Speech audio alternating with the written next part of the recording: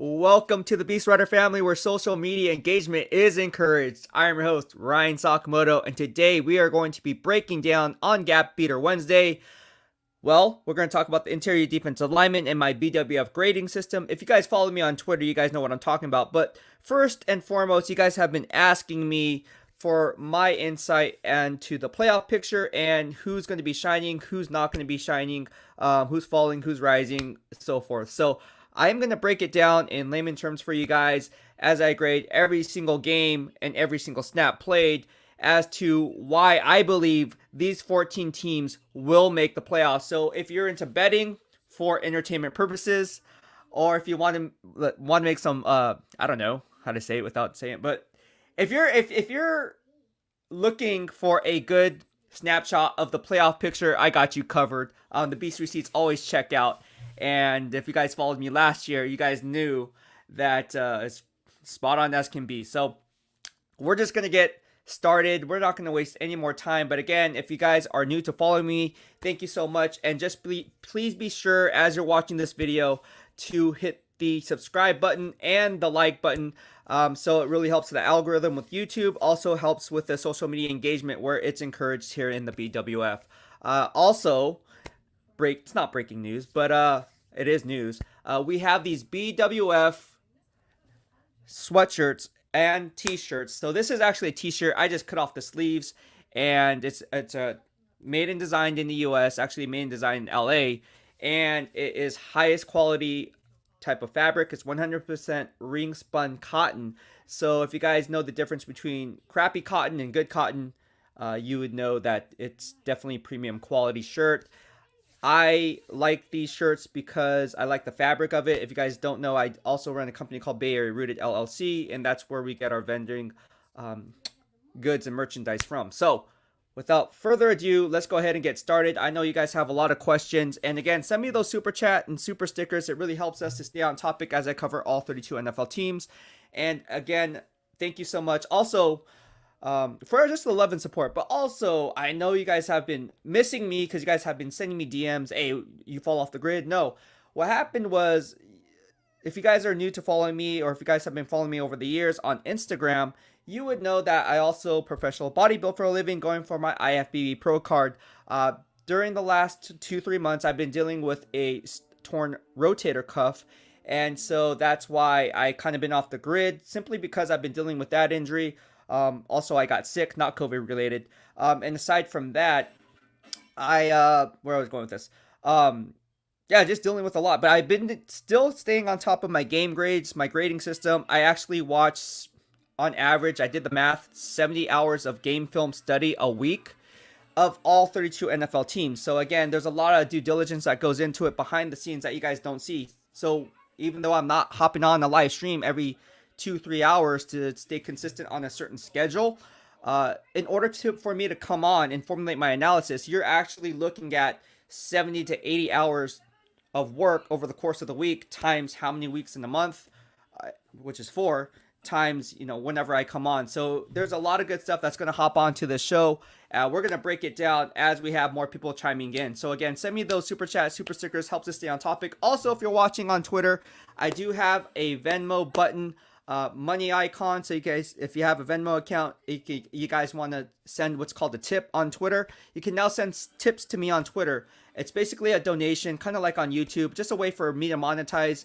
And this is my 9 to 5, so obviously I want to do it for fun, obviously, because it is fun and I am passionate about it, but obviously it has to pay the bills. So if you guys like the work and appreciate the work, we're looking to get better equipment, audio, all that. That's all going to be included into everything that we get in the BWF. So again, we had these shirts made simply because we had enough funds in the BWF from the generous donations and tips that we received on Twitter, on YouTube, and so forth, and through Venmo.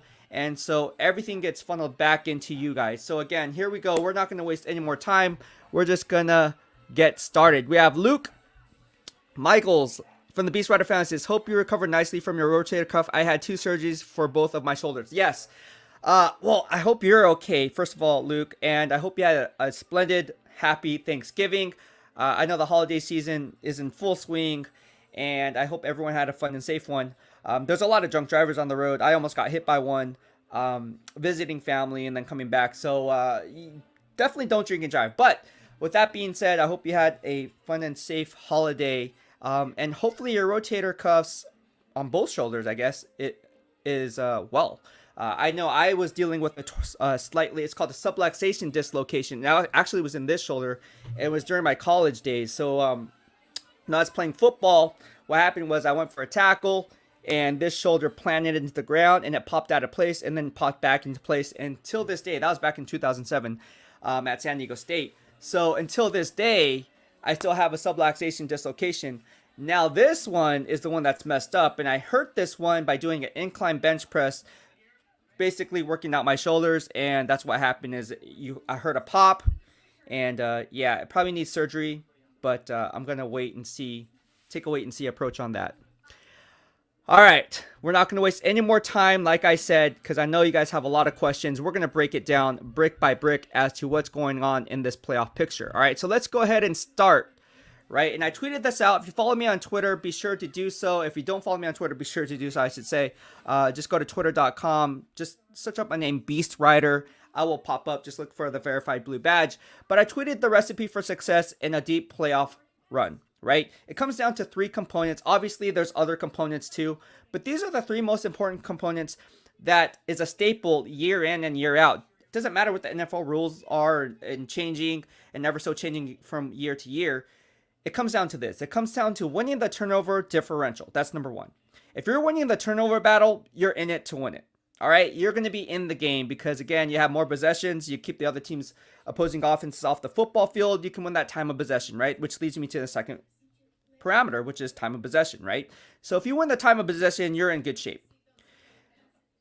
The third parameter that I want to talk about is depth, all right? And I'm not talking about just depth. I'm talking about good depth. I talked about this with my good friend Randy Mueller, former GM of the New Orleans Saints, obviously worked with the Seahawks and a few other teams, Miami Dolphins and so forth. Also worked with Nick Saban, but we talked about this on the BWF. We talked about having good depth, and in a deep playoff run, you need good depth, right? Not just depth. Don't just name players off a roster like a game of Madden. Anybody can do that. Cool story, bro. But let's talk about good depth. I mean, when you look at the landscape of the entire NFL, players get hurt all the time, whether it be hamstring injuries, a torn pectoral muscle, dislocated shoulder that we saw with Dalvin Cook, right? And that was kind of like a freak accident. We saw Deebo Samuel go down with a groin injury. Then we had Fred Warner go down with a hamstring injury. Look, injuries happen in the NFL, and as I continue to grade every single game, week in and week out, you see players like Roquan Smith go down to an injury, covering DeAndre Swift coming out of the flat in Detroit, right? So both those players were out, right? And then you have players like, let's say, Danielle Hunter, right? So Danielle Hunter was playing at a first-team All-Pro level for the Minnesota Vikings before his injury, right? He has a torn pec injury, and he had neck injury the year prior. So players are getting hurt. Chase Young, another first-team All-Pro level in my BWF grading system, got him in last year. He was my vote for PFWA. He goes down to a torn ACL. All right, so you have the 49ers lose right tackle Mike McGlinchey, right? He's out for the year. Tre'Davious White, another first-team All-Pro player in my BWF grading system. Cornerback Tre'Davious White out of LSU, my number 3 ranked cornerback in line to be a first-team All-Pro, goes down to a torn ACL. Jair Alexander, who you saw at Levi Stadium, another first-team All-Pro player, going down to a shoulder injury, and he's out.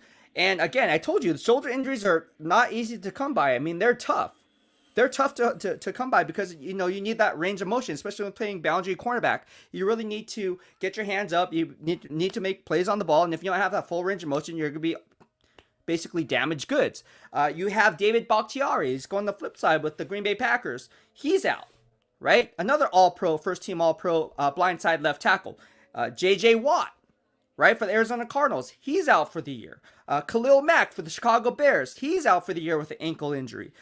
So there's a lot of different players. And then you want to talk about the running back positions. You look at players like Raheem Mostert going down. Cam Akers going down for the LA Rams. You look at the Baltimore Ravens, what they were dealing with during preseason play when J.K. Dobbins out of the Ohio State University goes down. Right? And they had to play musical chairs at running back. So, again, injuries happen in the NFL. It's all how you develop your talent around you and have the coaches to coach these players who are basically the next man up. right? And we can go and list every single team and pick out all the star players on their team because injuries happen in the NFL. It's just the nature of the game, nature of the beast. It's a contact sport.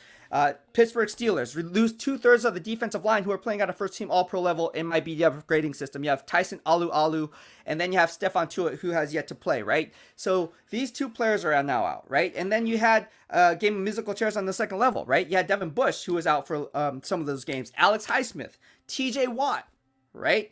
So again, there's a lot of players who are injured, right? Joe Hayden's now injured. So Mika Fitzpatrick couldn't play because he had COVID, right? So there's a lot of different reasons why teams are not living up to the hype in terms of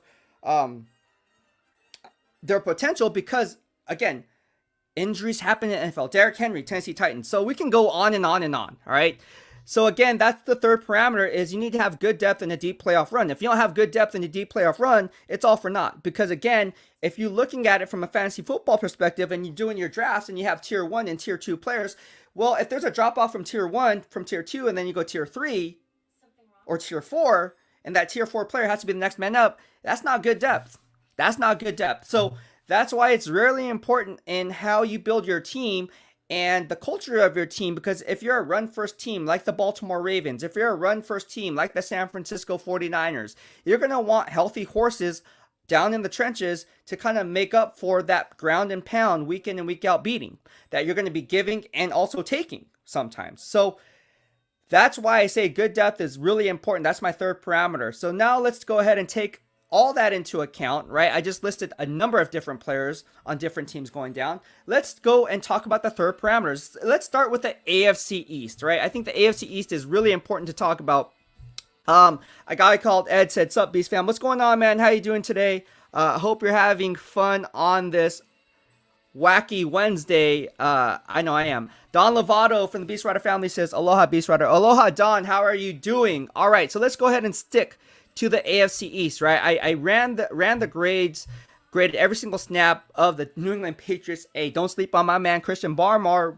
Roll Tide Roll. Also, J.C. Jackson. I said it's last year in my BWF grading system. My number 4 range cornerback in the entire NFL now comes in and has an encore season, and he's due for a big contract. He's playing lights out at a first-team All-Pro level, just right behind Jalen Ramsey. So I already put out some tweets on him on why J.C. Jackson, again, in my BWF grading system, should be in line for a first-team All-Pro vote. And don't be a box score reader. Yeah, he's getting the interceptions, but look at every single snap played. Look how he plays his respective zone. Look how he mirrors the other team's receivers. Look how he leverages splits pre-snap. Look how he understands where his help is on the back end. Not only that, but then also helping out on the second level backers.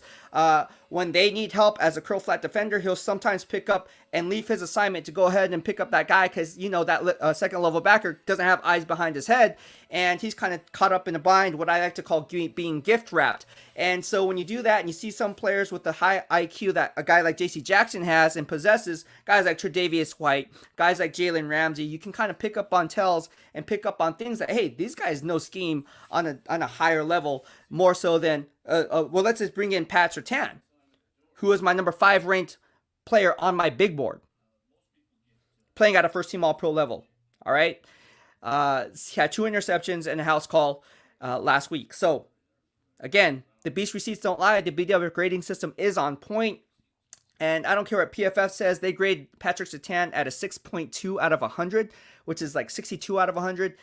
No, he's at a first team All-Pro level, more like a 7.1, 7.3. All right, in my grading system. So again, there's a huge discrepancy there, but hey, to each their own, right? To each their own.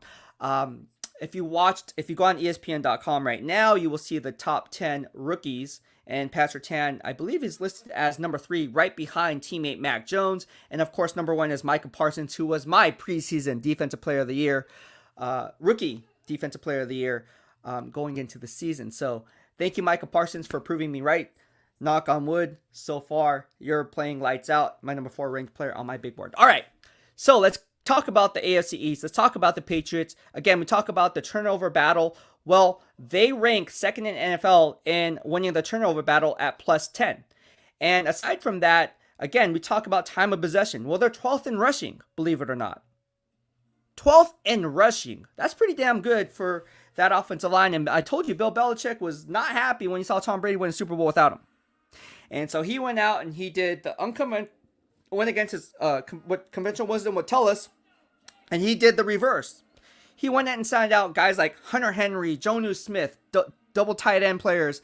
And then they went out and got Nelson Aguilar, stole Kendrick Bourne, who's playing at a really, really high level in his last 3 games. You look at what he's done. They also have Jacoby Myers there, right? So they have pieces in place for them to really make a run at this, right? And yeah, you look at who they lost, but at the end of the day, you know, they pick up guys like Mac Jones, right? Mac Jones is actually playing really, really well. I don't think that's to anyone's surprise. I said coming out in my pre-draft analysis, he was the most NFL ready to come out right now. Not saying he's going to be the best, but again, he's the most NFL ready, most polished, because again, it comes down to what? What key element do I always talk about when it comes out of the quarterback situation, especially a young quarterback? It's going through your progressions and knowing how to understand defensive concepts. That's the number one thing, because you can have the arm talent, you can have the athleticism, you can have the legs, but if you can't scan the field and make proper decisions and quick, decisive decisions in a timely manner, it's all for naught. All right, so you need to get it up here first and foremost from the shoulders up.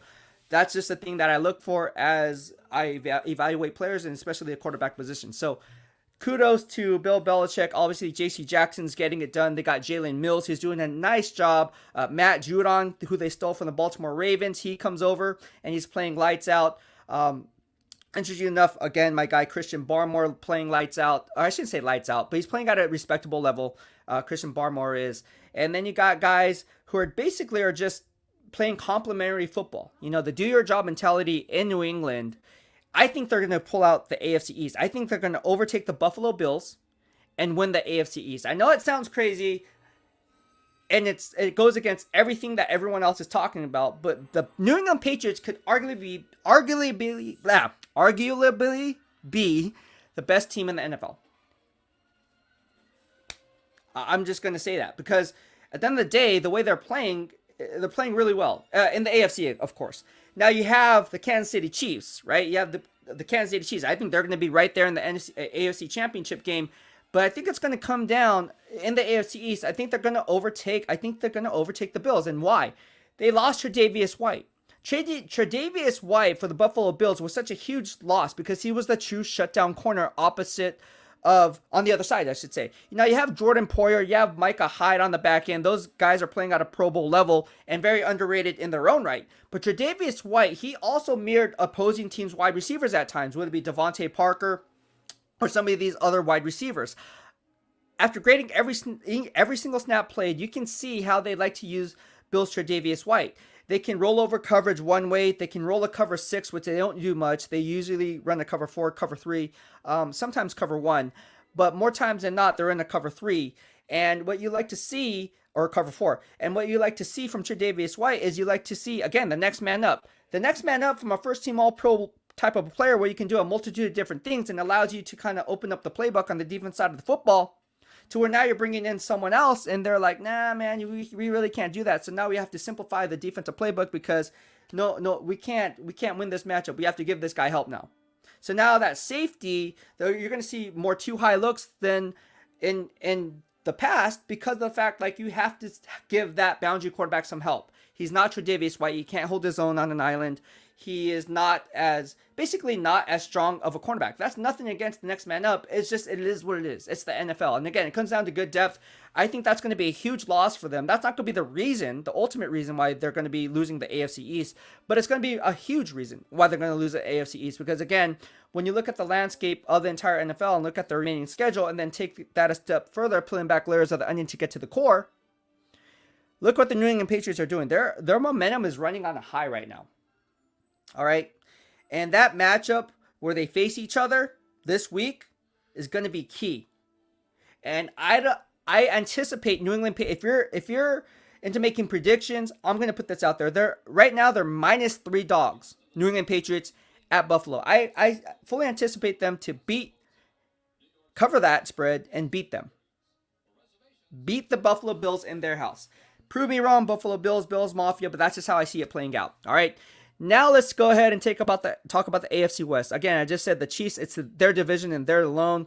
They're playing lights out. Chris Jones is playing really good football as an interior defensive lineman, as a rusher. Now, remember, they moved Chris Jones to the outside, to defensive end, to kind of free him up in one-on-one situations when they brought in Jerron Reed from the Seattle Seahawks. But then now they kind of brought him back in. They kind of brought Jerron Reed inside along with Chris Jones. So now you see two guys just rushing the interior, and it's really proving their worth. Chris Jones had 3.5 sacks, I believe, in his last outing. So Chris Jones back to his all-pro level of play that we saw and we witnessed in that Super Bowl against the San Francisco 49ers back in 2019 season.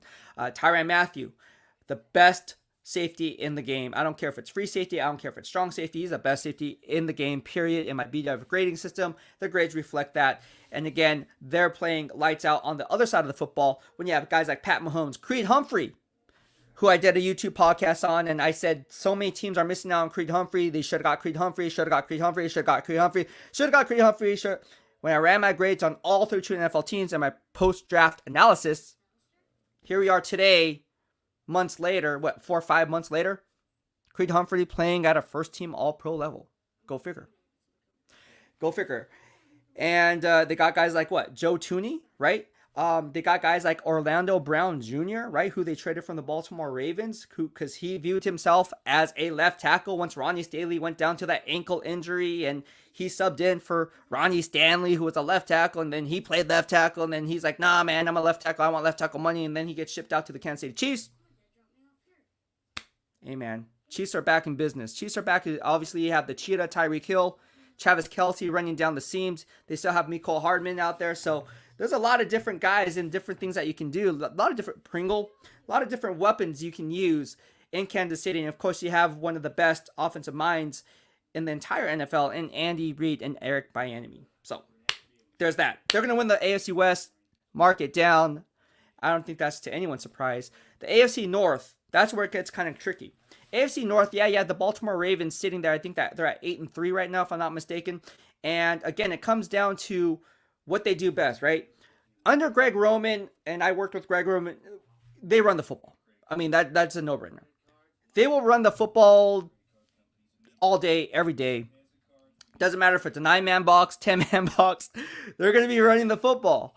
And they like to use Pat Ricard, right? He's a guy who makes a lot of, you guys don't know who he is. He's a fullback. Yes, fullback still exists in this league. And they do a lot of sift blocks with him. They do a lot of power eye with him. They do offset eye. They like to use Pat Ricard, especially in goal line and situational football. So it really adds another dimension because, again, when you're a team and you really don't face a fullback all that much in a traditional fullback role, because Pat Ricard's not a Kyle Juszczyk. He's not going to be catching passes out of the backfield. That's just not going to happen.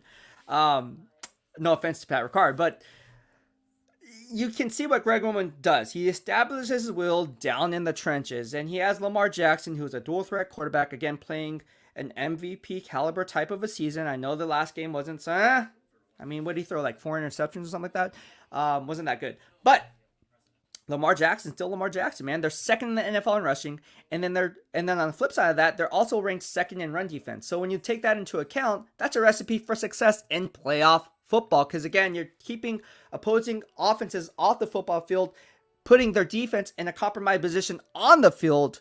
And you see it with the San Francisco 49ers. Same thing goes with them. What do they like to do? They like to run the ball. I mean, you can sustain a 15-17 play drive, and the defense is already gassed in one quarter, because those 17 plays is basically 2 drives in lockstepped into one. 3 drives if you account for a 3 and out. So that's why I say, man, I think the Baltimore Ravens are going to come out of the AFC North. I don't think the Cleveland Browns are going to be in it. I don't think the Pittsburgh Steelers, no offense to you Steelers fans, here we go, are going to be in it. Because again, the Steelers' offensive line is still young. They have guys like Dan Moore in the left tackle, who they got in the draft. And then they got guys like Kendrick Green, who's the offensive center, replacing Marquise Pouncey. We get it. But you lose guys like Alejandro Villanueva, who's now off to the Baltimore Ravens, now protecting Lamar Jackson's blind side. You have guys like David DeCastro, who they released. He was injured, and now he's out. He was playing at a Pro Bowl level in my grading system last year. He's gone. Stanford product out of the farm. First team All Pro for many years. And then he was also a Stanford product. So from the farm, and you lose him. You lose guys. I mean, shoot. Just look at the entire offensive line of the Pittsburgh Steelers, and it's impressive that Najee Harris has the yards per carry that he has, because more times than not, he's hit at or behind the line of scrimmage and still getting positive yards. So Najee Harris, my draft crush. You guys know how I feel about Najee Harris. Bay Area rooted, roll tide roll. Really putting on a show as a receiver, coming out of the flat as well. And something I said, and I told you guys. But yeah, he's doing big things as well. So I unfortunately, it's just not enough. I mean, Chase Claypool's not living up to the hype. He wants, if you haven't heard the news on Chase Claypool, it's interesting. The Steelers do not play music during practice. Let me repeat that. The Steelers do not play music during practice. And Coach Tomlin says, when he was asked, hey, is Chase Claypool says you guys should probably play some music, to kind of bring up the mood. And he's like, nah, I'll let Chase Claypool play wide receiver. I'll handle the practices, basically. And it's interesting because when I cover the Niners, whether it be during the Harbaugh years, Tom Sula years, Kelly years, and Shanahan years, they always played music. And I liked it. Someone who worked in the NFL media, why would you not want to listen to something in the background just to kind of keep the static going, right? You don't want that awkward silence. Like, that's that would be boring. I don't know. To me, that'd be boring. But again, it comes down to winning. Coach T wins, so you can't argue with that. Never had a losing season in Pittsburgh. So, hey, until he has a losing season or a few losing seasons or 4 or 5, I mean, the guy is above and beyond. He gets it done. So I'm not going to argue with that. But I do think it's interesting that the Steelers don't play music.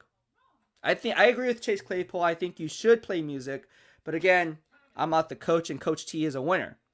Never had a losing season, so I'm not going to argue with Coach T. Coach T will win out this one because he's Coach T and he wins. But getting back to it, let's talk about the AFC South.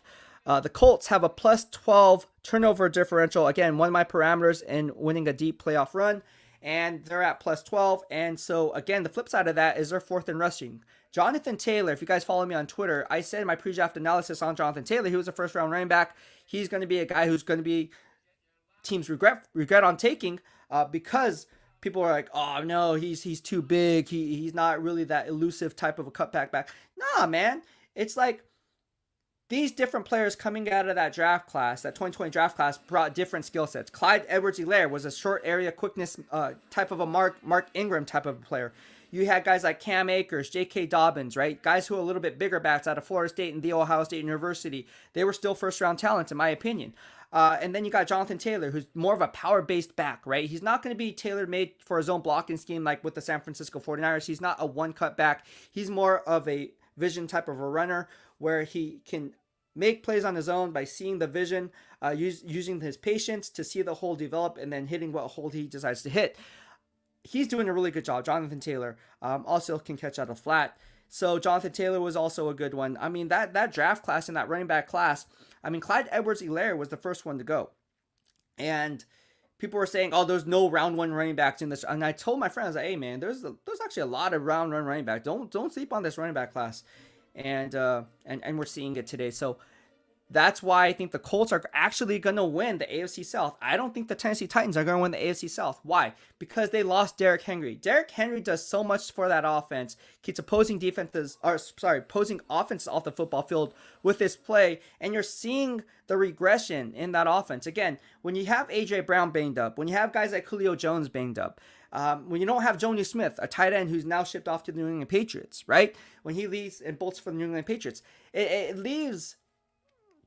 And now I know you have Ferkser there. I know you have other players there, but it's just not the same. And again, yes, on the flip side of that, you have Jeffrey Simmons, who was a riser in my grading system, top 5 interior defensive lineman in my BWF grading system. But again, it's just not enough. Just not enough for me to warrant them to be the standard in the AFC South. And that's why I think the Colts are ultimately going to win that division when it's all said and done. Now, I know it's hard to do, but again, especially with their schedule, but I think they have the players, and they're a team that no one wants to play in a deep playoff run because, again, Jonathan Taylor does so much for that offense. And again, I think he's going to be in line for an MVP vote. All right, so here we go. Now let's bring me to the wild cards. I think it's going to be the wild card teams. Now that we broke down the division winners, now we're going to talk about the wild card teams. We have the Buffalo Bills at a +9 turnover differential. I think they're going to get in. They're just too good not to get in. I think the Titans, who I just mentioned, I think they're going to get in. They're 5th in rushing. They're 7th in run defense. I think they're going to get in. So Mike Vrabel is one of the best coaches in the NFL. The team's identity is a byproduct of what he brings to the table. I think they're going to get in. And last but not least, I know this sounds crazy, but seize the day. I think the Cincinnati Bengals are going to get in. I think they're going to be the last wild card team to get in. I said they had a plethora of talent. You look at guys like Joe Mixon, skill players. Let's talk about the skill players, for instance, right? You have Joe Burrow, not skill player, but he leads the command of the skill players. You have Joe Mixon. You have guys like Tyler Boyd playing the slot, one of the most underrated slot receivers in the entire NFL. You have Jamar Chase, who I said was going to be the next Reggie Wayne. We're seeing it now in my pre-draft analysis. And then you have guys like T. Higgins, right? When you have these types of players at your disposal, it makes life easier for you, right? And again, the offensive line is doing a really good job. And you can't say enough about the defense. It went out and basically killed 2 birds with 1 stone, stealing Mike Hilton from the Pittsburgh Steelers, who was used much in a role like K'Wan Williams is with the San Francisco 49ers, much like New Orleans Saints Chauncey Gardner-Johnson, or CJ Gardner-Johnson, whatever you want to go by. And you were seeing them reap the benefits of that. And then they bring in Trey Hendrickson, who is a sack artist, double-digit sack artist, coming from the New Orleans Saints. He's now with the Cincinnati Bengals. They lost Carlos Dunlap. Okay, cool story, bro. The year prior, he's off to Seattle Seahawks. No problem. We got Trey Hendrickson. So I really like what the Cincinnati Bengals are doing. Also, they have Jesse Bates, who's playing at a first-team All-Pro level. Actually, not a first-team All-Pro level. He's great, kind of bumped down the last 3 weeks. He's playing at a 6.5, which is at a Pro Bowl level in my grading system. Free safety, one of the most underrated free safeties in the NFL. He is going to be an unrestricted free agent at the end of the year. They tried to negotiate a contract, and to no agreement made. That's why Jesse Bates is looking for a new team and auditioning for the other 31. Because again, let's face it, if you're not going to ink a long-term deal now, odds are at the end of the year, you probably won't be inking that long-term deal with that original team. That's just me. Because I think his stock is going up. I don't think it's going down. So he's going to be asking for more money, having another consistent year playing in the BWF grading system where he can take a look at that and say, hey, look, now it's not just 1 year body of work. Now we have 2. So they're doing a really good job on that back end. And you can't say enough about the Cincinnati Bengals. I think that the team that people are going to be surprised about is the Los Angeles Chargers. I don't think they're going to get in. I don't think the Los Angeles Chargers are going to get in. And the Week 13 matchup, which I tweeted 2 weeks ago, that the Week 13 matchup between the Cincinnati Bengals and the Los Angeles Chargers would be a game to watch for that last wildcard spot. And here we are today. Boom. Another beast receipt checks out. This game is so important because, again, when you look at their schedules, the remaining schedule of the next 6 weeks, it really puts everything in perspective, right? Cincinnati, right? Let's look at the Cincinnati Bengals, who they have. They have the Denver Broncos, San Francisco 49ers, Baltimore Ravens, Kansas City Chiefs, and Cleveland Browns. All right? That's who they have right now. And then you look at the Los Angeles Chargers. Well, they have a soft schedule, right? They play teams like the Texans, the Raiders, and the New York Giants. I mean, cool story, bro. They should win those 3 games. They should at least finish the season 500, 3-3. But they can't stop the run. They can't stop anybody. Yeah, you have Austin Eckler. Yeah, you have the best route runner in the game, and Keenan Allen. Yeah, you have Mike Williams playing in the last year of his contract. He's not going to be back with the team after this year, so he's probably going to have one hell of a playoff run if he's in the playoffs because they like to throw it deep to him. But again, what else yeah, they have Rashawn Slater, they have Justin Herbert, but again, on the flip side of that, you have Derwin James, Joey Bosa, who gives up way too much run fit integrity, kind of like Nick Bosa. The Bosa brothers give up too much run fit integrity for my liking, even though they can rack up sacks on sacks. But there's just not enough there. I mean, you have Nasir Adderley there, you have some of these players there on the defense side of the football, but it's just not enough. They don't do a really good job at stuffing the run. And when you do that in a deep playoff run or a potential deep playoff run or even a playoff run in general, and you can't stop anybody, well, you're not going to be able to play in December and January. It just doesn't work that way, right? You can't play good football because the weather elements take a toll. It's going to be raining. It's going to be snowing. It's going to be windy. So points are going to come at a premium with those field goal kickers on special teams. That's why special teams is so important, where you can have a good punter who can flip the field. If you're backed up inside your own 10, you can flip the field and have maybe like a 55, 65, 70 yarder, but depending, and then take away the net average, whatever the case may be. But you guys will see what I'm saying. There's a lot of things and elements that go into a deep playoff run in January that you don't see during the summer days, right? Or during the September and October days. So I don't know. That's just me. So I don't think the Chargers are going to get in. Prove me wrong, bolt up, but I don't see it. All right. So again, a lot of football to talk about. And again, I can go on and on and on, and we can do this. Grand Riser says Patriots are the best team in the AFC. They are definitely one of them. Grand Riser, my man, says aloha. A guy called Ed said, grades on William Jackson. I wanted the 49ers to sign him. William Jackson, to be honest with you, I graded his first 4 games and he was below average. He's not playing at a really high level. If you want those grades, I do accept super chat, super stickers. All obviously on Twitter, I do have, if you have an iOS on your phone, there is a money icon in my profile where you can Venmo me money. And if you do that, I can go ahead and work up some things for you to where I can run actual grades of every single snap played on William Jackson if you want to go ahead and do that. But I did grade the first 4 games. It's not good. It's not good. A guy called Ed says, wasn't Micah Parsons' biggest issue was his character concerns? That was definitely one of them. His character was definitely one of them. But again, I actually did a YouTube video on Micah Parsons leading up to actually I did like multiple. I did one on, well, I didn't think he was the best Mike linebacker. I thought he was a better fit as an outside linebacker, kind of like on the edge. We're seeing that now.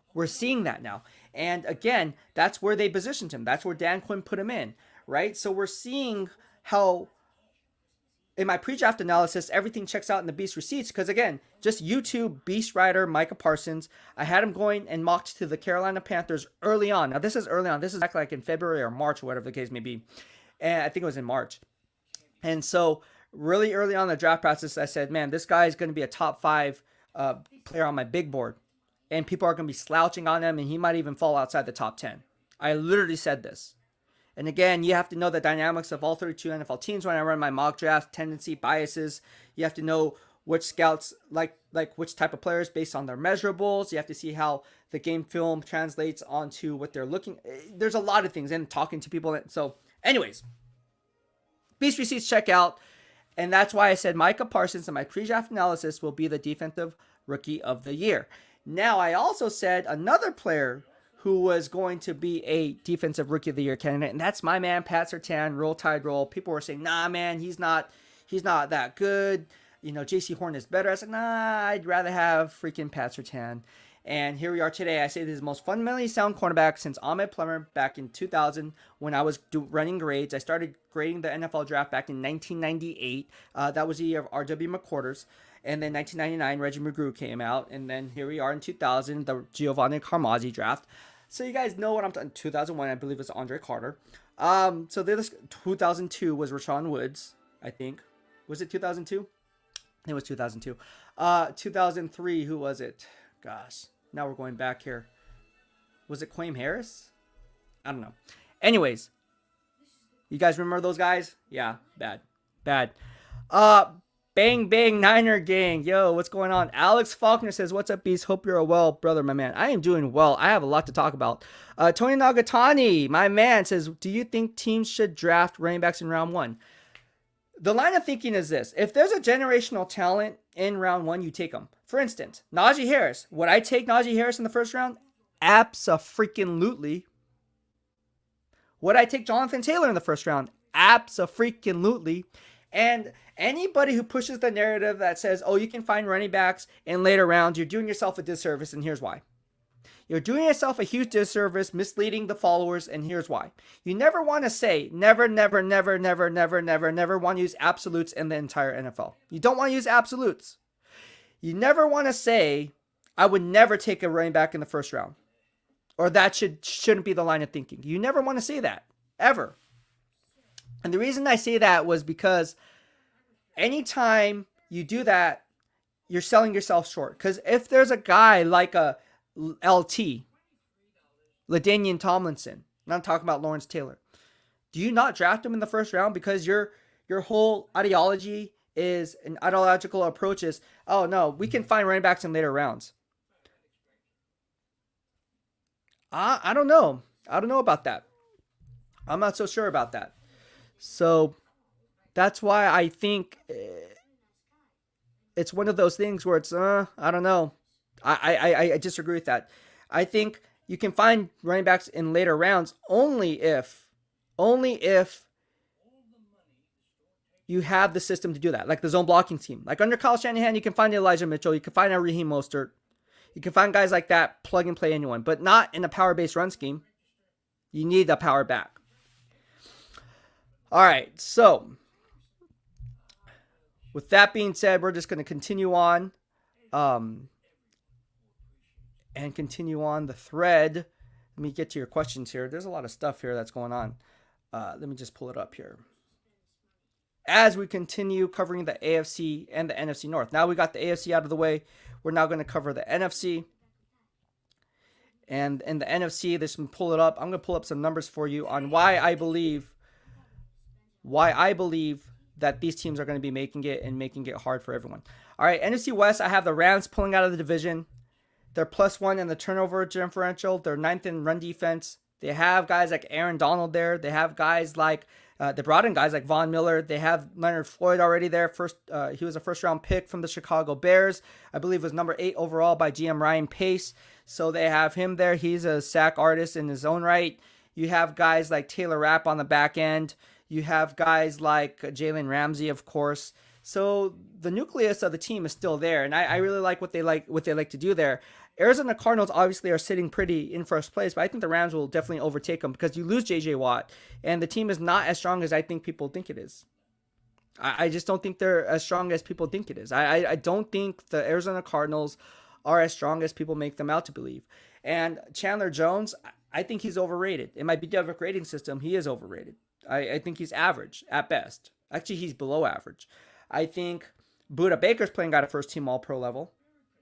But then again, is he going to come up with that big INT?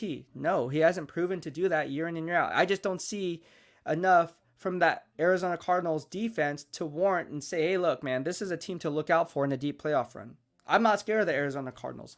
I'm more scared of the Los Angeles Rams.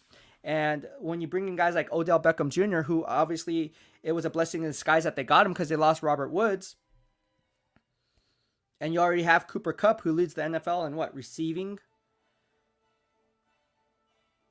There's some pieces in place there. You have Matthew Stafford, of course. But yeah, I think the Rams are the team to beat in the NFC West. And I think the 49ers can definitely beat them. I'm not saying they can't beat them. I think the Niners can definitely overtake the Los Angeles Rams. Not win the division.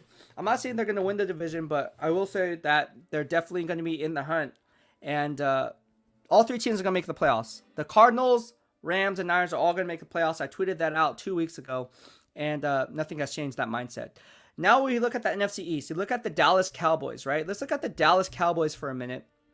The Dallas Cowboys have a +4 turnover differential. Again, another parameter in the BWF that I look for in a deep playoff run. They're 7th in rushing behind Ezekiel Elliott and Tony Pollard, and they have the 13th ranked run defense, right? So when you take that into account, you look at who they have, right? Obviously, they don't have Tristan Hill. You can't be punching people. His 2-game suspension got knocked down to a 1-game suspension. If you guys missed that post-game interaction, that was lively. But you have guys like Micah Parsons. You have guys like Kelvin Joseph, who they drafted. You bring in guys like Dan Quinn, right? He's the one that makes that ship go, right? And you have the pieces in place. Obviously, Randy Gregory's coming back. For those who don't know who Randy Gregory is, I believe Randy Gregory, if I'm not mistaken, came out of Nebraska. Correct me if I'm wrong, but I think he came out of Nebraska. He's an edge rusher. He's going to be back in the fold, back in the mix. And they definitely have talent. They also have Leighton Vander Esch, obviously. But the Cowboys, they're kind of like, you never know what you're going to get with the Dallas Cowboys. Obviously, they have Dak Prescott there. They have Amari Cooper. They have CeeDee Lamb. They have Michael Gallup. They have weapons in place to really make a run at this. But again, consistency is key in the NFL. And I'm not sure if the Dallas Cowboys will be a consistent in a deep playoff run. Although I do have them finishing, I have them going as high as 12 12-5 this year, 13-4. I mean, you look at their schedule and you tell me which teams they're going to lose to. You look at their schedule right now and you tell me which teams they're going to lose to. I don't see too many losses in the next 6-game stretch. That's just me. All right, and then the AFC North, you have obviously the Green Bay Packers. They have a +9 turnover differential, which is ranked 3rd in the NFL, and they're 8th in run defense. You look at guys like Kenny Clark, who really make that engine go on the defense side of the football. And you look at guys like Rashawn Gary coming on. There's a few other players who are coming on. Obviously, they lost Jair Alexander to a shoulder injury. He's possibly going to be coming back. They have who also have? They have Darnell Savage, right? If I'm not mistaken, I think they have Darnell Savage on the back end there, and Adrian Amos on the back end there. When I was writing my grades off the top of my head, so they have pieces in place to really make a run at this. Green Bay Packers, the last dance for Aaron Rodgers. The last dance for Aaron Rodgers. I'm not talking about the Chicago Bulls and Michael Jordan. I mean, this is the last dance, and if Aaron Rodgers can make an NFC Championship game, if I'm not mistaken, it's the 3rd consecutive NFC Championship game that Matt LaFleur has, Coach LaFleur, I should say. Matt or Mike, I always mix it up. That Coach LaFleur, it would be tied with Jim Harbaugh for 3 straight NFC Championship game appearances in his first 3 years with his team. So that'd be interesting. Probably will be his last if Aaron Rodgers isn't there, at least for the time being, because Aaron Rodgers makes everyone around him better. Whether it's throwing to Marquez Valdez-Scantling, whether it's throwing to some of these other receivers outside of Devontae Adams. So, I don't know. But I have them winning the NFC North. NFC South, I think it's going to be the Bucs and Bucs alone. I think the reigning NFC champs are going to be in it to win it. I think they're going to be in the NFC Championship game again. They're at a +8 right now, with a tied 5th, which is good for tied for 5th best in the NFL in turnover margin. They also have the number 1 ranked run defense. You have Vita Vea in there from Milpitas Bayer Rooted, Milpitas Trojan there. And see him work out all the time at my gym, but in the off season, of course. But that guy's a man among boys. I mean, even though he had his tooth knocked out, if you guys haven't saw that, yeah, you guys got to check that out. He got his tooth knocked out, and then Bruce Arians in his post-game press conference asked, hey, what do you feel about Vita Vea getting his tooth knocked out? And then Bruce Arians goes, well, he has 31 or something like that.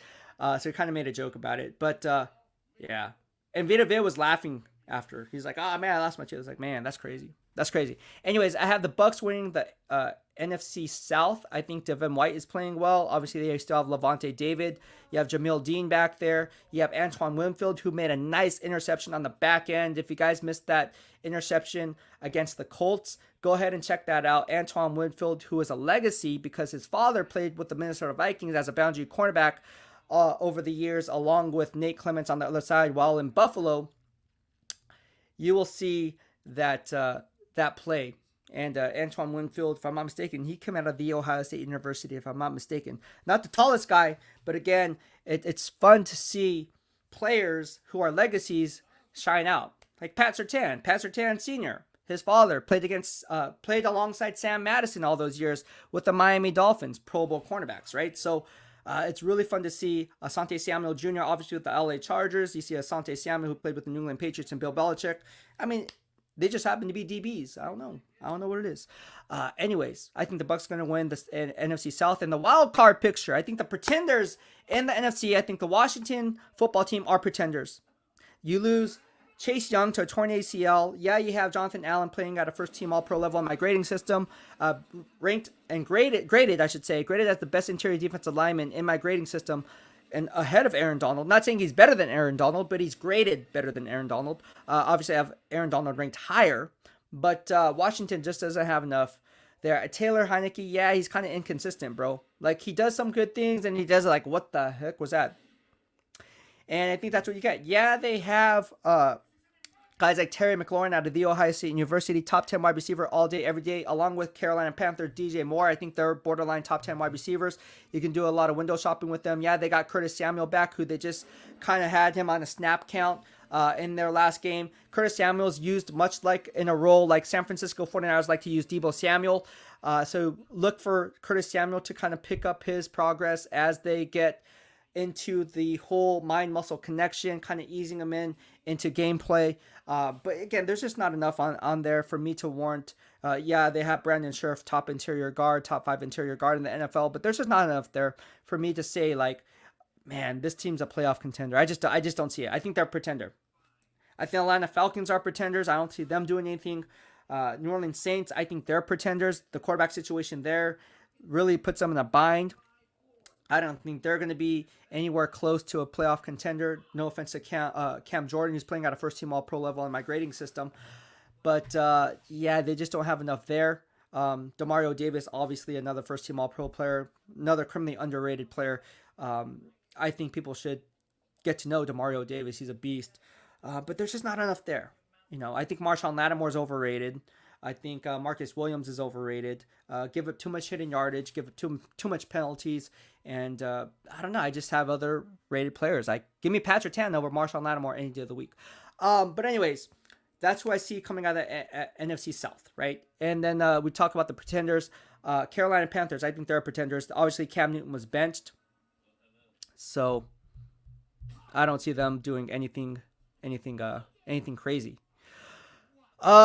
Jerry Yang says Aaron Rodgers to Denver. Any legs to that? I haven't heard anything of that, man. I'm just focused on the season, and then I'll worry about the offseason stuff once I cross-check with people. But I'm still busy doing my BWF game grades. Again, I run 70 hours of film. As you can see, I'm tired right now. I didn't go to sleep till 4 a.m. Running game grades, and I have game grades on the San Francisco 49ers last game. So for those who don't know, I just want to point this out there because I'm just talking since we're here. Did you know that the touchdown that people thought that Jimmy Ward gave up in the red zone was not actually on Jimmy Ward? It was actually Emmanuel Mosley. Go look at that game. Go watch the coach's film, and you tell me if Jimmy Ward was supposed to be the guy responsible for that play. Now, I'm just going to leave it at that.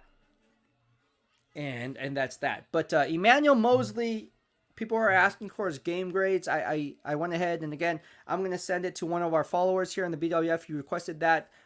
He sent me a tip, so I'm going to get those game grades over to him on Twitter. Again, if you guys want game grades on certain players, send me a tip or a donation. I can get those out to you because, again, it takes a lot of man hours and a lot of labor just to do the legwork on a certain player. But if you want those game grades, I got it. That's what I do. And people want to challenge. No, actually, no one challenges me. But if you want a question on a player, say, hey, look, PFF grades him this. What is your grade? I will give you the rundown.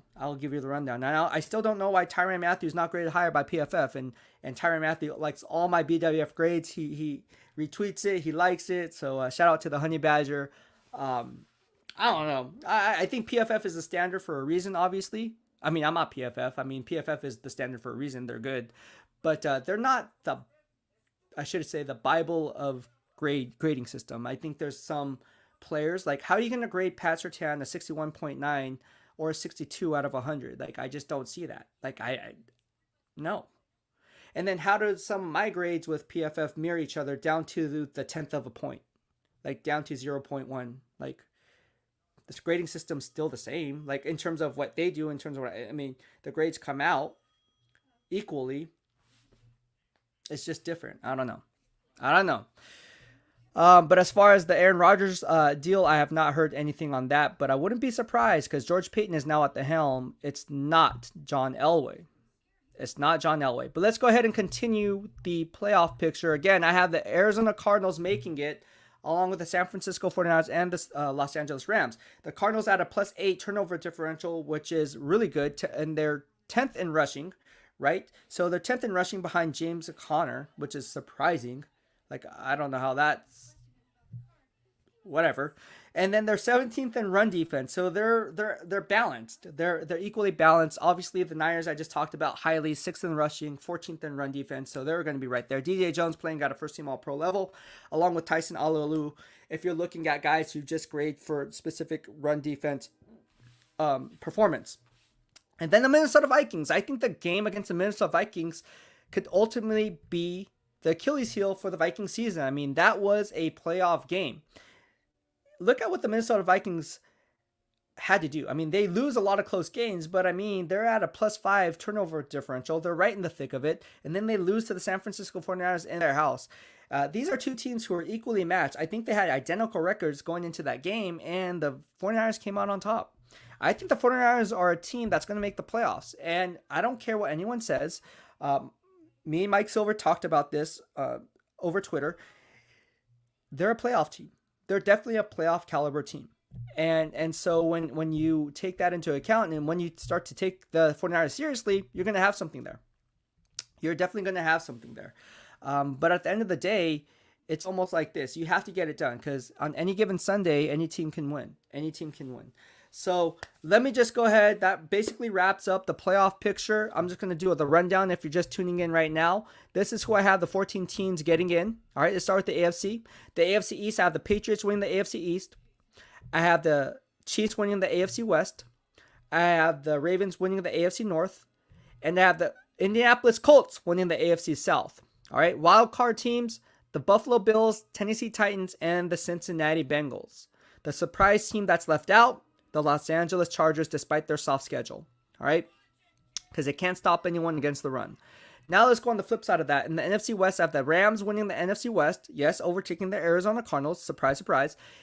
NFC East, I have the Dallas Cowboys winning that division easily. NFC North, obviously, I have the Green Bay Packers winning it. In the NFC South, I have the Bucks winning it. All right. Wild card teams, Cardinals, Niners, and the Minnesota Vikings. All right. Niners, Cardinals, Minnesota Vikings. So that's their 14-team playoff bracket. I don't know how that bracket's going to shape up, but those 14 teams are surely going to get in. That's my pick. If I can get 12 out of 14, I'd be happy. I think we know. I mean, I think right now there's like every team is in the hunt. Like if you're not the Detroit Lions or a team like the Seattle Seahawks, you're not in the hunt. But if you're any other team, you're in the hunt. Like that's the parity of the NFL. They wanted equal level of competition. They're definitely getting it this year because there's so many teams who are neck and neck. And again, one play can mean the difference between victory and defeat. Speaking of one play, Jerome Boger continues to be the worst NFL referee. Like he's just horrible. Like I can't stand how many plays he gets, and it's just like the announcers are even like, "What? Like how is that?" And then they have the Gene Steratore or whoever comes in and chimes in, like, Mike Pereira, whatever, and they're like, "Oh yeah, that probably wasn't a good call by that officiating crew." Yeah, Jerome Boger's horrible. He screwed up the Niners Super Bowl. There's so many penalties that should have been called. I wrote an article about it when I was the editor of Fansided on Niner Noise back in 2013 during that playoff run, or 2012, I should say, 2012, 2013, during that playoff run and that Super Bowl run, I should say. Yeah, it was bad. And Jerome Boger, every game he calls, he calls at least one, that crew. Now, it may not be on Jerome Boger, but that crew is horrible. Like, it's just, it's comical. Every time you watch Jerome Boger's crew, you will see him screw up at least one or two times. And furthermore, they slow up the game.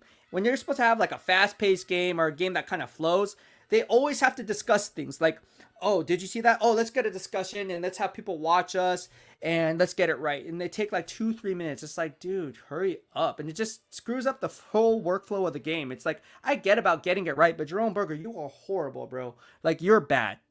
You're bad. I'm just saying. It's just bad. Like, I'm not afraid to say it's bad. If Jerome Boger referees a Super Bowl again, which I think he did, I'm not sure if he did since the Niner Raven Super Bowl. There is a backstory on that, on why they chose Jerome Boger's crew. You can kind of Google it yourself. But yeah, that's not good for either team because it's like a wild card. You know, people who don't say refs don't help determine the outcome of game, they do. They're the ones refereeing the game. They're the ones umpiring the game. So, like, to say that refs don't have some type of an impact, they do. Absolutely. Now, I'm not going to use that as an excuse for a team winning or losing, but they definitely have an impact on the game. They definitely do. Jerry Yang says that's what happens when the NFL gets a rondo to ref the games, makes these guys employees and have to be trained refs. Dude, Jerome Boger has been in the game for a long time, like years. Like, Jerome Boger is a seasoned referee, and he's just horrible. He's just horrible at his job. Bad. He's just bad. I don't know what else to say. He's bad.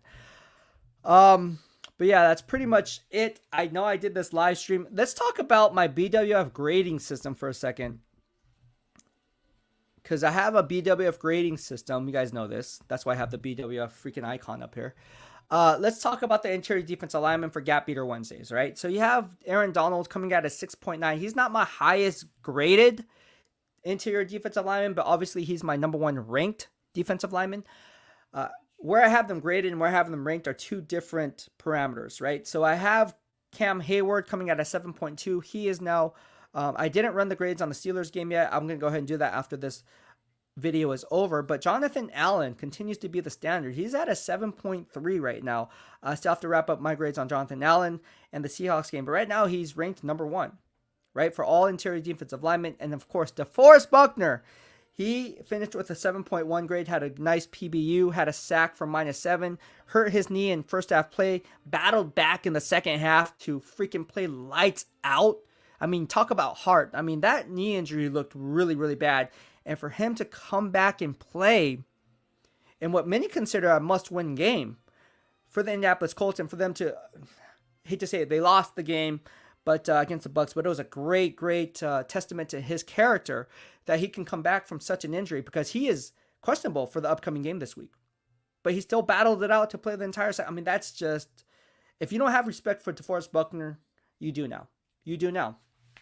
And he's been doing this for years. He's been doing it ever since I covered him back in 2016, breaking into the NFL as a first-round pick. So DeForest Buckner, man, my hat's off to you, man. You continue to prove everyone that you're a high character guy. Forget the football stuff. Just, it shows so much about your character and how your unselfish play is just rubs off on people, and it really, there's a reason why you're a team captain. There's a reason why you're a team captain no matter where you go. So there's that.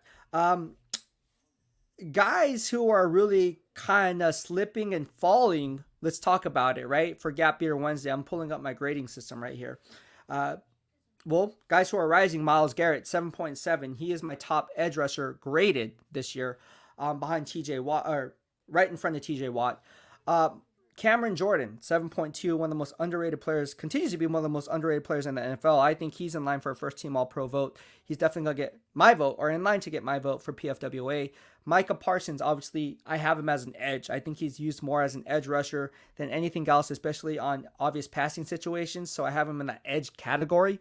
He is graded at a 6.8. I mean, the guy's playing lights out. Brian Burns, his grade's kind of slipping a bit last 3 weeks. Kind of slipping a bit because of his run fit integrity. But he's at a 5.8. So not nearly at a Pro Bowl level as one would expect.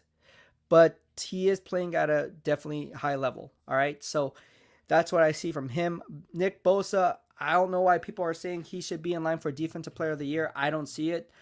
He gives up too much run fit integrity. You just read the box scores. Yeah, he's putting up the sacks. I think he has 11 sacks or 10 sacks, whatever the case may be. Yeah, he's putting up sack numbers, but how is he in the other phase of that football game? How is he in run defense? Just like his brother Joey Bosa, they give up a lot of outside contain.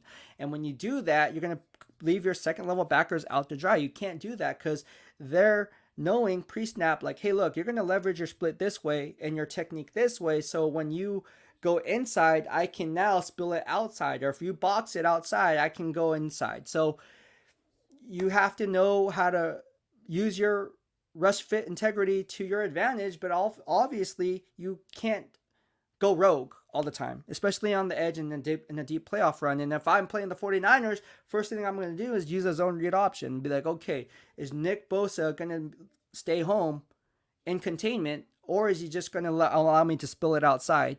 Is he not going to box me in? These are things, or if you're going to use a scrape exchange, you can do that too. But yeah, Joey Bosa, Nick Bosa, similar player. They're extremely good in the pass rush, liability, and run fit integrity. Although I would give the edge to Nick Bosa over Joey Bosa in run fit integrity, because a lot of times he can make the play even being out of position. So that's just my grade for Nick Bosa, 6.2 out of a 10. He's definitely in top 5 category. I'm not saying he's not a top 5 edge rusher. Nick Bosa is definitely a top 5 edge rusher. But with that being said, you have guys like Cameron Jordan who play a lot better in both phases, whether it be rushing the passer or stopping the run. Just my opinion. Okay, so Moises Valadez says he gets doubled 50% of the time. That goes along with every single top edge rusher. You look at guys like Danielle Hunter. You look at guys like Joey Bosa. You look at guys like TJ Watt. A lot of these guys are getting chipped at the line of scrimmage. Now, whether it's having a tight end that chips before he goes off into his route, or whether you have an offensive lineman chip before he hits the second level, or a running back on that side. It happens to every edge rusher who is a premium pass rusher. It's Nick Bosa doesn't get the pass because 50% of it happens a lot. If you grade every single snap and look at the landscape again of the entire NFL, you would know that it happens all the time to the top edge rushers. It doesn't matter if it's Nick Bosa, Danielle Hunter, Cam Jordan, Myles Garrett, you name it. Brian Burns for the Carolina Panthers. Just go on and turn on the tape on Brian Burns from last week. All right. So, no, it doesn't matter if he's doubled, tripled 50% of the time. I mean, there's a reason why you're going to get paid the big bucks, because even though you double or triple team, you still make plays at or near behind the line of scrimmage. And I'm not talking about Nick Bosa being double or triple teamed when rushing the passer. I'm talking about his run fit integrity. That's a lot different, because when you're on the edge like that, a lot of times you're locked up one-on-one. You're not double teamed. You're not double teamed, especially when you're lined up in that wide 9. You're not double teamed because you're in that wide 9. So obviously you're going to be outside the tackle box by default. Just saying. Also says so many non-holding calls on him. That happens in the entire NFL. Just look at Cam Hayward as an interior defensive lineman. He gets held on every single play. Right, for the Pittsburgh Steelers. Aaron Donald gets held on every single play. DeForest Buckner gets held on every single play. Jeffrey Simmons for the Tennessee Titans gets held on every single play. You want to talk about edge rushers, right? Von Miller gets held a lot, right? Von Miller. Micah Parsons gets held a lot. So, I don't know. Khalil Mack gets held a lot. So, Danielle Hunter gets held a lot. So, Chase Young gets held a lot. I don't buy it. I just don't buy it. I think we're coming up with excuses rather than just calling it what it is. And at the end of the day, it happens all the time. Holding goes both ways now, right? Yes, Bosa gets held a lot, but so does these other players. And again, you can't just watch one team. You have to take the landscape of the entire NFL, cover every single snap played, and then formulate your analysis. And that's why you have me. That's why you're watching it. Because again, I do that due diligence. I watch 70 hours of film a week. Every single day. Like 10 hours, 10, 12 hours every single day. And I can call the same number of penalties that should have been called on Bosa as for the other players aforementioned. So that's just my opinion. To each their own. But that's that. All right, so Jerry Yang says, what's going on with the newsletter?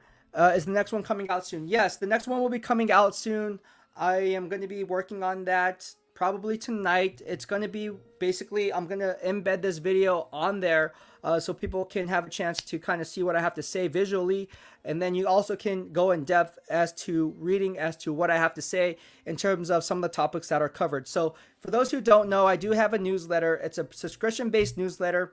Again, thank you everyone for subscribing. I mean, we're at 175 subscribers right now. And a lot of you guys are doing it just to show your support when I hop on live, because you guys don't have YouTube or don't link the money to YouTube, which is fine, or Twitter.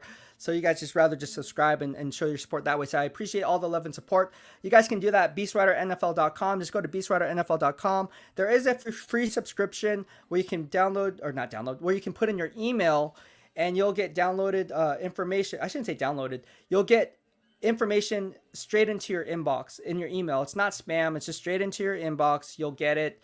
It's right there for you. Kind of like a newsletter, because that's what it is. It's a newsletter. No spam or anything like that. Like Jerry probably hasn't seen anything in weeks because obviously I don't spam anyone. I only put out content when I want to put out content, or when I feel the need to put out content. And that's what I have there. So again, thank you everyone for the subscription-based BWF newsletter, BWF Plus newsletter, I should say. And if you guys want to subscribe to that, just go ahead and support your boy, BeastwriterNFL.com.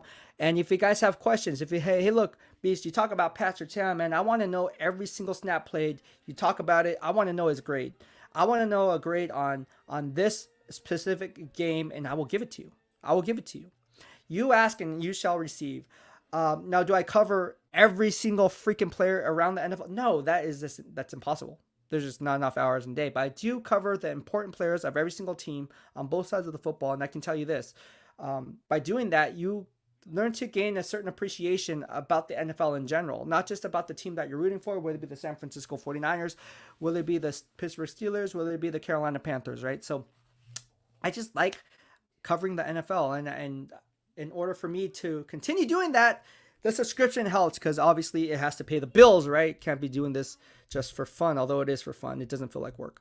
Um, all right, Moises Valdez says sucks we lost Dre Greenlaw again and Debo out for a week or two. Yep, that is very true. And again, Debo Samuel out with a groin injury, another soft tissue injury. That's one thing about Debo Samuel. If you're going into his long-term contract negotiation and you're sitting there at the table and you're Parag Marate, and you're sitting there and you're saying, hey, all right, like, yeah, you're a good player, man. You're definitely a first team all pro player this year, but you get injured a lot. So I don't know what that contract's going to look like, but again, is there going to be protection for injury? Is there not going to be protection for injury? That can be a sticking point. If you know, in the BWF, I talked about the certain level of contracts and the wording of contracts, how it can be protected or non-protected for injury, skill, performance, you name it. There's a lot of different clauses in contracts as well. Remember, Anthony Davis had a de-escalator clause about his weight. So there's a lot of things and a lot of wording you can put in certain contracts if you're the agent and if you're kind of looking for that long-term deal to give your client protection. Now, whether the team agrees to it, that remains to be seen. But yeah, losing Debo Samuel, huge loss for them. Huge loss for losing a guy like Debo Samuel. And then you look at a guy like Dre Greenlaw, man, adds so much, man. I ran into him over by Rivermark before the season started. He was getting Krispy Kreme and Panda Express. Krispy Kreme and Panda Express. I have video footage of it. I saw him, talked to him for a little bit. I was like, dang, dude, that's pretty crazy how you eat all that and you can still get your gains in. And he's a hell of a player. But hey, if it works for you. Keep eating Panda Express and Krispy Kreme donuts, bro. That works for you. But get well soon, Dre, because Niners definitely need you, and they're better off with you in the lineup than without you. Just, I don't think that's a question. Jawan Jennings will step in, though. He wants to eat. Jawan Jennings wants to eat. Whether or not he's going to eat, that remains to be seen. So did Jalen Hurd. He wanted to eat, but could he stay on the field? No. So that's why he's gone. That's why he got released. So, yeah, every player wants to eat. Whether or not they're going to be able to get it done, that's a different story. But again, Jawan Jennings is a guy who they drafted and is a guy who definitely should be the next man up. And I think all eyes are on Jawan Jennings because if he can't get it done and put up Kendrick Bourne-like numbers, damn, that Kendrick Bourne loss stings, doesn't it? Oh, no, man. Kendrick Bourne I like Kendrick Bourne. But people are like, he dropped the ball too much. He did. But so does every other wide receiver in the NFL who's a wide receiver 3. Anyways, just look at the Steelers last year with Deontay Johnson, right? Had a lot of drops. So, anyways, that's it for that. Well, I hope you liked what I had to say. If you did, please hit the subscribe button in the lower right-hand corner of your screen as you stay up to date on all things Beast in real time. Thank you so much, everyone, for tuning in to the live stream. I had a lot of fun on this Gap Beater Wednesdays. It was a lot of fun. I hope you guys have a broader knowledge of the landscape of the entire NFL as we enter Week 13. A lot of good matchups to look forward to. Obviously, the 14 teams that I predicted, hopefully that plays out in my favor because, again, my credibility is based on my spot-on predictions and analysis, and I take that very seriously. So, we're just going to have to see how that one plays out. But all in all, man, I had a fun show. We're now 1 hour and 13 minutes in. If you guys have any questions, be sure to shoot them my way. If you guys want to subscribe to my newsletter, you can do so right here. Just go to BEASTwriterNFL.com and you guys can subscribe to my weekly newsletter and I will put out anything that you guys want. I know some of you guys wanted grades on the game. I'm going to go ahead and put that out there because a lot of Niner fans out there want grades on certain players. I got that for you. So again, this has been a fun show. I had a lot of fun doing it. And we also, this is a random thing. Anyways, a lot of fun doing it. And I hope all of you have a fun and safe holiday. I had a fun and safe holiday for Thanksgiving. I'm looking forward to Christmas. I gotta do my Christmas shopping. I don't know about you. So that's how I'm gonna get out and do that now. Thank you so much, everyone, for tuning in. Have a good day. BEASTwriter out.